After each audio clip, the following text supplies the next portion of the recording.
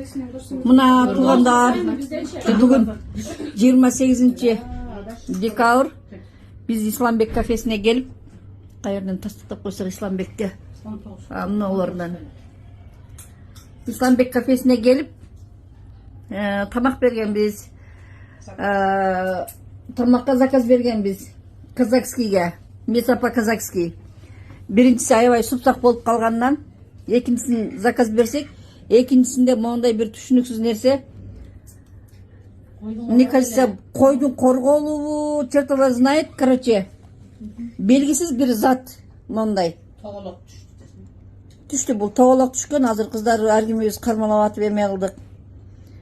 Бизде горсес, облсес дегендер иштейби, ошолор иштесе, ушуларды неме кылып койсо жакшы эле. Өткөндө да келип айтып, 1 литр коласы 170 сом. Литр адыгенеси 90 сом. 90 сом.